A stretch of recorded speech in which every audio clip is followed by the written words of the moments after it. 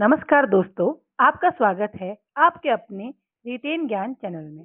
आज हमने Hindi series start करी है उसका चैप्टर नंबर 2 करेंगे। इससे पहले हमने वर्णमाला वाला चैप्टर इसमें पहले से डाला हुआ है। अगर आपने नहीं देखा है तो उसे देख लें। और नेक्स्ट चैप्टर आज हम देवनागरी लिपि का विकास कैसे हुआ और देवनागरी लिपि के क्या गुण और क्या दोष और उसमें क्या क्या सुधार किए गए, इनसे रिलेटेड जो भी क्वेश्चन आयोग के द्वारा पूछे जाते हैं वो इस सेशन में डिस्कस करेंगे। तो आइए आज का जो सेशन है वो स्टार्ट करते हैं। सबसे पहले हम देख लेते हैं कि लिपि जो होती है वो क्या होती है या फिर उसका कोई भी यूज क्या होता है।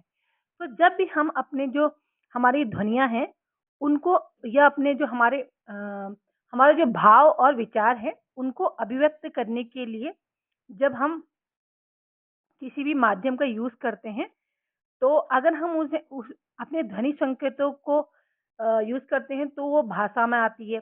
और जबकि अगर हम लिखित में उसको अभिव्यक्त करते हैं, किसी भी चीज को अगर हम लिखित में बोलना चाहते हैं, लिख कर अपने भावों को अपने विचारों को, तो उसको क्या बोला जाता है? लिपि बोला जाता है। भाषा जो होती है हमारी वो श्रव्य मानी जाती है। मीन्स भाषा कैसी मानी जाती है? श्रव्य मीन्स जिसमें जिसे हम सुन सकते हैं। और जबकि जो लिपि है उसको क्या माना जाता है? दृश्य मीन्स हम जब लिखते हैं तो वो हमें दिखाई देता है, जिसको हम पढ़ पाते हैं। तो लिपि किस में आता है? वो दृश्य में आता है। प्रत्येक जो भाषा होती है उसके अपने में लिपि होती है। जैसे हमारी जो हिंदी भाषा है उसके लिए हम कौन सी लिपि का यूज करते हैं? देवनागरी का। और जबकि जो हमारी इंग्लिश की भाषा है उसके लिए हम रोमन लिपि का यूज करते हैं। तो वो अलग हो जाती है। अलग अलग भाषाओं के लिए अलग अलग लिपि का जो है यूज किया जाता है। तो हमने देखा कि जो हमारी लिपि है उसमें हम कौन सी, हमारी हिंदी जो भाषा है उसके लिए हम कौन सी लिपि का यूज करते हैं? देवनागरी का, या फिर कभी कभी उसको नागरी भी बोला जाता है सिंपली। तो नागरी और देवनागरी लिपि का हम यूज करते हैं। और जो हमारी नागरी या देवनागरी लिपि है ये कहाँ से इसका जो जन्म हुआ, कहाँ से इसका जन्म माना जाता है कि ब्राह्मी लिपि से हुआ है। तो कहाँ से हुआ है? ब्राह्मी लिपि से। और देवनागरी लिपि को कभी कभी हम लोकनागरी, क्या बोला जाता है? लोकनागरी या फिर हिंदी लिपि भी कहा जाता है। और ये क्या है? कैसी लिपि है? वैज्ञानिक लिपि है। और अगर इसके जो विकास की बात की जाए तो सबसे पहले ये बात आती है कि जो ये लिपि है वो किसने यूज करी थी या फिर इसका जो विकास है वो कहाँ से हुआ है। ये जो है कई विद्वानों के लिए जो है एक विवादग्रस्त जो है वो विवाद वाला टॉपिक हो जाता है। मीन्स कहाँ से हुई थी, लेकिन जो मोस्ट ऑफ द जो विद्वान है वो मानते हैं कि जो इसका विकास हुआ था वो कहाँ से हुआ था? गुजरात से। तो इसका जो विकास माना जाता है वो कहाँ से माना जाता है? गुजरात से। आयोग के द्वारा ये मोस्ट ऑफ दैट पूछा जाता है, इसे याद रखिएगा। और जो गुजरात के जो ब्राह्मण थे उनके द्वारा, जो पंडित ब्राह्मण या जो नागर ब्राह्मणों के द्वारा जो है नागरी इसको कहा गया। और जो देव भाषा संस्कृत को लिपिबद्ध करता है, इसलिए इसमें जो है वो नागरी में एक देव शब्द को जोड़ा गया, जिसमें तो देव प्लस नागरी से मिलकर ये क्या बना? देव नागरी बन गया। नेक्स्ट हम देखें तो इसमें जो है जो मौखिक भाषा, हमने अभी देखा कि मौखिक भाषा को अगर हम लिखित भाषा में लिखते हैं तो उसको हम लिपि के लिए यूज करते हैं। तो इसमें क्या है कि प्रत्येक जो हमारी ध्वनियां हैं उनके लिए हम चिन्ह और जो वर्ण है उनको बनाते हैं। जैसे हमने वर्णमाला में भी देखा था। और इसके जो व्यवस्थित क्रम है, जैसे जो चिन्ह और वर्णों का जो व्यवस्थित क्रम है उसको ही हम क्या बोलते हैं? लिपि बोला जाता है। तो मौखिक ध्वनियों को लिखित रूप में प्रकट करने के लिए हमने पहले कंप्लीट कर लिया है। तो भारत में जो सभी लिपियां हैं वो किस में लिखी जाती हैं? भारत की सभी लिपियां हैं वो ब्राह्मी लिपि में लिखी जाती हैं। और जो हमारी देवनागरी लिपि है ये मुख्यतः कौन सी लिपि है? एक पश्चिमी लिपि मानी जाती, पश्चिमी शाखा की लिपि मानी जाती है। तो कौन सी शाखा की लिपि मानी जाती है? पश्चिमी शाखा की लिपि मानी जाती है। और इसका जो यूज हुआ था वो हुआ था 8 से 9वीं शताब्दी में। अभी हमने पढ़ा था गुजरात में। और एक गुजराती राजा थे, गुजराती राजा जिनका नाम क्या था? जयभट्ट। तो जयभट्ट के जो लेख हैं उसमें सर्वप्रथम ये साक्ष्य मिला था कि जो हमारी जो लिपि है देवनागरी लिपि उसका यूज हुआ था। तो कौन से में? 8वीं से 9वीं शताब्दी में गुजराती राजा जो जयभट्ट का जो लेख था उसमें। और हम देखें कि जो देवनागरी है वो बाईं से दाईं ओर लिखी जाती है। कहाँ से लिखी जाती है? बाईं से दाईं ओर। जबकि जो उर्दू हो गया, फारसी हो गया या अरबी हो गया वो दाईं से बाईं ओर लिखी जाती है। और हमारी जो लिपि है वो कहाँ से लिखी जाती है? बाईं से दाईं ओर लिखी जाती है। नेक्स्ट बात कर लेते हैं कि जो हमारी उत्तरी ब्राह्मी जो हमारी लिपि है वो उत्तरी ब्राह्मी से नागरी लिपि का जो विकास है वो किस प्रकार हुआ? तो सबसे पहले जो था वो उत्तरी ब्राह्मी था। क्या था? उत्तरी ब्राह्मी, जो अराउंड 350 जो है ईसा तक का था। फिर आई हमारी गुप्त लिपि। क्या आई? गुप्त लिपि, जो 4 से 5वीं शताब्दी के बीच की है। उसके बाद आई हमारी सिद्धार्थ का लिपि, जो हमारी जो है कब की मानी जाती है? 6ठी शताब्दी की। फिर हमारी आती है तुम्हारी कुटी लिपि। क्या है? कुटी लिपि। और इस कुटी लिपि को ही 2 पार्ट्स में बांटा जाता है। पहला आता है नागरी, इसके बारे में हम आज पढ़ रहे हैं। दूसरा आता है शारदा। तो शारदा में आता है जैसे गुरुमुखी जो है, और जैसे है तुम्हारी कश्मीरी या लहदा या टांकरी, ये सब शारदा में आ जाती हैं। और देवनागरी एक अलग वर्ग में आती है। और अभी हमने पढ़ा कि देवनागरी का विकास जो है 8वीं से 9वीं शताब्दी में हुआ था। और जो है 10वीं से जो 12वीं शताब्दी के बीच की बात करें तो नागरी से जो है उत्तर भारत के अधिकांश लिपियों का विकास हुआ। और जिसमें पश्चिमी भाषा में सर्वप्रथम लिपिबद्ध देवनागरी लिपि थी। तो अभी हमने बात करी कि पश्चिमी शाखा की जो सर्वप्रथम जो लिपि थी वो कौन सी थी? देवनागरी। और देवनागरी को भी अगर हम फर्दर जो है नागरी लिपि को अगर हम डिवाइड करें तो ये पश्चिमी शाखा और पूर्वी शाखा 2 में बंटती है। पश्चिमी शाखा के अंदर हमारी आती है देवनागरी, राजस्थानी, गुजराती, महाजनी और कैथी। जबकि पूर्वी शाखा में आती है बंगाली लिपि, असमी और उड़िया। आई होप आपको समझ में आया होगा। अब नेक्स्ट देख लेते हैं कि हमारा जो है जो हमारी लिपि है वो कैसी है? अक्षरात्मक लिपि है। मतलब एक जो है अ, ये एक अक्षरों के जो है टाइप में लिखी जाती है। लेकिन जो रोमन है वो अल्फाबेटिक स्क्रिप्ट में वर्णात्मक लिपि है। मीन्स वहाँ वर्णात्मक चीजें यूज होती हैं और हमारे वहाँ हम अक्षरों का यूज करते हैं। और अगर संविधान की बात करें तो 3431 में जो है संविधान में जो राजभाषा हिंदी और हमारी जो लिपि होगी वो देवनागरी लिपि होगी, इसका वर्णन मिलता है। तो ये इम्पोर्टेंट हो जाता है, पूछा जाता है 343 में। और देवनागरी लिपि जो है अक्षरिक होती है, ये तो हमने देखा था। और डॉक्टर जो सुनीति कुमार चटर्जी थे ने इसमें कई परिवर्तन के साथ जो है देवनागरी लिपि के स्थान पर हमें रोमन लिपि को स्वीकार करने का सुझाव दिया गया था। तो ये पूछा जाता है कि जो किसने जो है देवनागरी लिपि के स्थान पर रोमन लिपि को स्वीकार करने के लिए बोला था? तो किसने किया था? डॉक्टर सुनीति कुमार चटर्जी ने। आई होप आपको समझ में आया होगा। नेक्स्ट देख लेते हैं कि जो हिंदी, मराठी, नेपाली और संस्कृत है ये सभी की सभी जो है देवनागरी लिपि में लिखी जाती हैं। आइए हम चार्ट के द्वारा समझते हैं इनको। तो हिंदी जो है, हिंदी अभी हमने देखा कि देवनागरी लिपि में लिखी जाती है। संस्कृत पूछा जाता है, ये भी देवनागरी लिपि में लिखी जाती है। पंजाबी की बात करें तो गुरुमुखी लिपि में लिखी जाती है, एक बार ये भी पूछा गया था आयोग के द्वारा। और उर्दू और अरबी की बात करें तो फारसी लिपि में, और स्पेनिश, फ्रेंच, जर्मन, अंग्रेजी अभी हमने देखा कि रोम में लिखी जाती है, रोमन लैंग्वेज में, रोमन लिपि में लिखी जाती है। नेक्स्ट हम बात करते हैं कि देवनागरी लिपि के क्या गुण रहे। हर किसी जो लिपि है उसके कुछ ना कुछ गुण होते हैं और कुछ ना कुछ दोष भी होते हैं।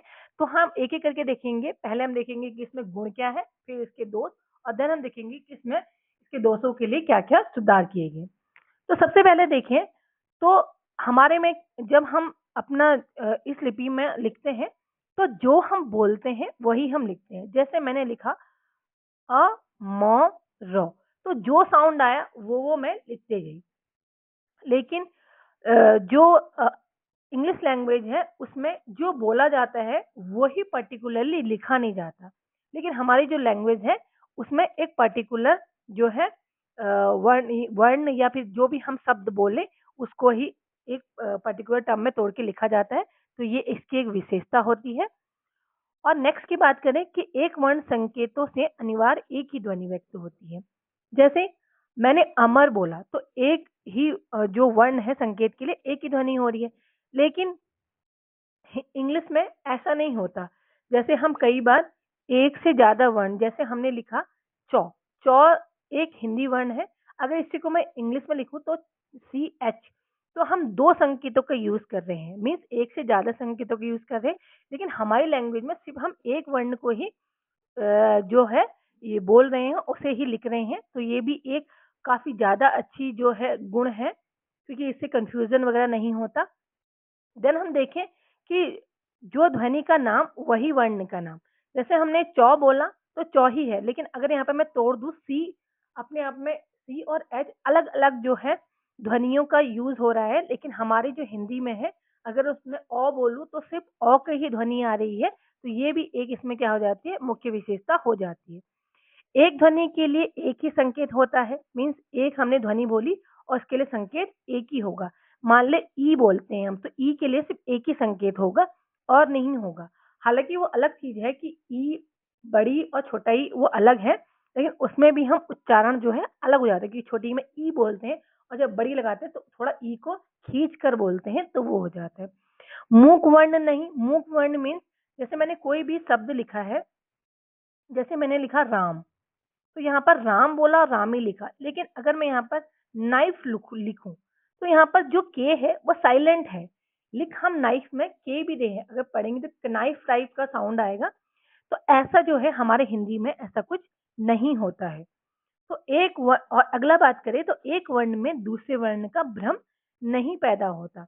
जैसे इंग्लिश में हमारा क्या होता है, कई बार हम लिखते कुछ और है और बोलते कुछ और है, मीन्स भ्रम की स्थिति पैदा होती है। कई बार हम आई की जगह ई लगाए, ई की जगह आई लगाए, ऐसा जो डिफ्रेंशिएट करने में हमें बहुत दिक्कत होती है। लेकिन हमारे हिंदी में या देवनागरी लिपि में जो है ऐसा कुछ यूज नहीं होता है। वर्णमाला ध्वनि जो है वैज्ञानिक पद्धति के अनुकूल होती है। मीन जैसे हम क वर्ग, चौ वर्ग, टौ वर्ग, जो हमारा एक पर्टिकुलर सिस्टम है उसी के हिसाब से हम रखते हैं। जैसे क वर्ग कंठ से निकला, फिर तालु से निकला चौवर्ग। तो इस हिसाब से जो है वैज्ञानिक तरीके से जो है उसको रखा जाता है। और उच्चारण के सूक्ष्मतम भाव को भी प्रकट किया जाता है। मीन्स उच्चारण में अगर कोई सूक्ष्मतम चीज है, मीन्स मैंने लिखा दंत लिखा, अब यहाँ पर दंत में नौ का साउंड बहुत सूक्ष्म है, लेकिन फिर भी हम उसे लिखते हैं। तो जो यहाँ पर सूक्ष्मतम जो भेद है उसको भी प्रकट किया जाता है। और जो हमारी जो देवनागरी लिपि है वो और लिपियों के भी निकट है। जैसे हमने अभी गुरुमुखी जो है गुरुमुखी लिपि जो है देखा था, तो उसके भी ये काफी निकट मानी जाती है। और प्रयोग में ये व्यापक है। व्यापक कैसे, जैसे संस्कृत में भी देवनागरी लिपि यूज होती है, हिंदी में भी, मराठी में भी, नेपाली की तो एकमात्र लिपि ही क्या है, देवनागरी लिपि है। तो ये सब हमारे क्या हो गए, दो गुण हो गए। आई होप आपको सारे गुण समझ में आया होगा। अब हम बात करते हैं दोष। किसी हर लिपि का अपने अपने दोष है, तो हम भी देख लेते हैं कि हिंदी में क्या दोष है। सबसे पहले हम देखते हैं सिरोरेखा। सिरोरेखा एक जनरली बहुत मतलब हिंदी में जो है दोष दोष माना जाता है। सिरोरेखा मीन्स होता है जैसे हमने लिखा सीता, सीता में मैंने जो ऊपर ये डंडी लगाई है, आपने देखा होगा, इसको ही क्या बोला जाता है, सिरोरेखा। तो जब भी हम सिरोरेखा का यूज करते हैं तो उसके लिए काफी टाइम भी चाहिए होता है और मेहनत भी चाहिए होती है। तो सिरोरेखा का यूज जो है अनावश्यक है, ऐसा बोला जाता है, क्योंकि और जो लिपियां हैं उसमें इस टाइप का कोई सिरोरेखा का यूज नहीं किया जाता। देन हम देखें कि जो रॉ का जो यूज होता है वो भ्रम पैदा करता है। मीन्स कहीं कहीं पर रॉ हम इस टाइप के यूज करते हैं, कहीं कहीं पे हम नीचे लगा देते हैं, जैसे भ्रम में हमने लगाया, या फिर कहीं कहीं पे हम रॉ पूरा लिखते हैं। तो इस टाइप में कहाँ कौन सा रॉ लगाना है, ये एक जो है भ्रम की स्थिति पैदा करता है। तो इसलिए रॉ का यूज को लेकर भी एक दोष माना जाता है। अब हम बात करें कि इसमें जो है टाइप जो है 403 के करीबन है, जिसमें हमें टाइपिंग में बहुत कठिनाई का कठिनाई महसूस होती है। जैसे अंग्रेजी में या फिर हम रोमन लैंग्वेज में कुछ टाइप करें तो बहुत फास्टर तरीके से होता है, तो ये भी एक इसका दोष माना जाता है। अनावश्यक वर्णों का यूज भी इसमें एक दोष है, जैसे री का यूज मोस्टली नहीं करते हैं हम, या ऊ का यूज नहीं करते हैं, तो इसको भी एक अनावश्यक वर्णों का यूज भी इसका एक दोष माना जाता है। समरूप वर्ण, समरूप वर्ण मतलब जैसे मैंने ख लिखा और मैं यहाँ लिखती हूँ रॉ और वो, अगर मैंने साथ में लिख दिया तो कहीं कहीं कई बार ये क्या दिखता है, समरूप दिखाई देता है। तो ये भी एक इसका दोष माना जाता है। जैसे घ और ध में भी काफी सिमिलैरिटी होती है, तो सिमिलर मौ और भौ में भी काफी सिमिलैरिटी होती है। तो इन सब चीजों की वजह से जो है समरूप वर्णों में भ्रम पैदा होता है, तो ये भी इसका एक दोष माना जाता है। द्विरूप वर्ण भी होते हैं इसमें। द्विरूप वर्ण मीन्स जिसमें दो रूप, जैसे प्र में प के अंदर रॉ भी छुपा हुआ है, तो द्विरूप वर्णों को भी इसका एक दोष माना जाता है। अनुस्वर और अनुनासिक के प्रयोग में एक रूपता का अभाव। मीन्स अनुस्वर क्या होते हैं, जिसमें अंक की मात्रा लगी होती है, और अनुनासिक मीन जैसे हमने लिखा कंठ, या फिर इसको हम कंठ भी लिख सकते हैं, तो इसमें एक रूपता दिखाई देती, एक रूपता के अभाव में जो है एक रूपता का अभाव दिखाई देता है, तो ये भी एक इसका दोष माना जाता है। वर्णों के संयुक्त होने की कोई निश्चित व्यवस्था नहीं है। मीन्स अगर कोई भी वर्ण को मैं व्यवस्थित रूप से लिखती हूँ इस टाइप से, तो उसका कोई निश्चित व्यवस्था नहीं की गई है। और ई की मात्रा के लेखन, मीन्स कहीं कहीं बार क्या होता है, हम जैसे इंग्लिश में मैंने लिखा रिटेन लिखा, तो रिटेन लिखने में मुझे लास्ट में ही हाथ उठाना पड़ा। लेकिन हम जैसे इतिहास लिखते हैं, जैसे हमने ई लिखा, फिर टी लिखा, हर में हास लिखा, तो हर चीज में मुझे हाथ बार बार अपना उठाना पड़ रहा है। जैसे मैंने लिखा लिपि ही लिख दिया, ली लिखने के बाद मुझे पी के लिए फिर से हाथ उठाना पड़ रहा है। तो बार बार जो हाथ उठाया जाता है इसमें भी जो है ये इसका दोष माना जाता है। जैसे अदर लैंग्वेज नहीं होता, क्योंकि इससे क्या होता है कि हम कहीं फास्टर लिख पाते हैं किसी भी जो लैंग्वेज को, ये भी इसका एक दोष माना जाता है। तो आई होप आपको सारे दोष समझ में आए होंगे। नेक्स्ट देख लेते हैं कि अब इसमें क्या क्या सुधार किए गए। हमने देखा कि कई सारे दोष थे, तो क्या क्या सुधार किए गए। सबसे पहला जो सुधार किया गया वो बाल गंगाधर तिलक के द्वारा किया गया। तो बाल गंगाधर तिलक ने 1904 में जो है अपना जो पत्र था, कौन सा पत्र था उनका, केसरी में, तो केसरी में उन्होंने 190 जो है टाइपो का एक फॉन्ट बनाया। तो कितने का, 190 टाइपो का एक फॉन्ट बनाया, जिसे हम तिलक फॉन्ट बोलते हैं। क्या बोलते हैं, तिलक फॉन्ट बोलते हैं। तो इसको इसके साथ बनाकर जो है देवनागरी लिपि में सुधार करने का प्रयास किया गया। आई होप आपको समझ में आया होगा। नेक्स्ट देख लें, तो श्याम प्रसाद दास ने पंचमा अक्षर, आपको पता होगा कि पंचमा अक्षर जो है, जैसे हमने क वर्ग, च वर्ग, ट वर्ग देखा था, उसमें जो लास्ट के जो अक्षर होते हैं 5, मैं यहाँ लिख देती हूँ। तो ये जो 5 अक्षर हैं इनको पंचमा अक्षर बोलते हैं। इनकी इनके स्थान पर इनके बदले में जो अनुस्वर होते हैं, अनुस्वर मीन्स अंक की मात्रा, इनके यूज का जो है सुझाव दिया था कि इसे यूज करें, इससे ज्यादा आसान रहेगा। तो ये जो है श्याम प्रसाद दास ने बोला था। नेक्स्ट बात करते हैं कि सावरकर बंधुओं ने जो अ की जो बाराखड़ी है, अ की बाराखड़ी तैयार की थी। तो ये भी क्वेश्चन पूछा जाता है कई बार कि और अ की जो बाराखड़ी थी किसने तैयार की थी, तो सावरकर बंधु ने की थी। तो उनके द्वारा इस टाइप का जो सुधार किया गया था। उसके बाद देख लेते हैं, श्रीनिवास ने ये बोला था कि महाप्राण, हमने देखा था अल्प प्राण और महाप्राण कल की वीडियो में। अगर आपने कल की वीडियो नहीं देखी है उसे देख ले। उसमें हमने जो क वर्ग, च वर्ग, ट वर्ग, ट वर्ग और प वर्ग पढ़ा था, उसमें जो शुरू के जो 2 और 4 थे वो किस में आते थे, महाप्राण में, और 1, 3 और 5 जो थे अल्प प्राण में। मैंने बोला था अल्प महा करके भी आप याद कर सकते हैं। उस वीडियो को देख लीजिएगा, उससे आपको क्लियर हो जाएगा। तो उन्होंने बोला था कि महाप्राण वर्णों की जगह आप अल्प प्राणों का यूज कीजिए। तो ये किसने बोला था, श्रीनिवास के द्वारा। और गोरख प्रसाद जी ने मात्राओं का जो व्यंजन होता है वो दाईं तरफ अलग रखने का सुझाव दिया था कि मात्राओं को जो है वो दाईं तरफ अलग सा यूज किया जाए। और काशी नारायण काशी जो नगरी प्राधिकरण समितियां थी, तो ये तो इंडिविजुअली किसी ने जो सुधार की थी वो थे। अब हम पढ़ते हैं कि कोई सभा या कोई समितियों ने जो भी सुधार किए थे। तो इन्होंने क की बाराखड़ी और श्रीनिवास जो उन्होंने सुझाव दिया था उनको अस्वीकार किया था 1945 में। मीन जो काशी नगरी जो प्रचारिणी सभा थी, उन्होंने जो उन्होंने जो हमारे श्रीनिवास जी के द्वारा जो सुझाव दिया गया था कि अ की बाराखड़ी का यूज किया जाए, तो इसको अस्वीकार कर दिया था 1945 में। और देन जो है हिंदी सम्मेलन हुआ था कहाँ पर, इंदौर अधिवेशन में। और जो काका कालेकर थे उनके संयोजनात्मक में नागरी लिपि सुधार समिति का गठन कब हुआ था, 1935 में।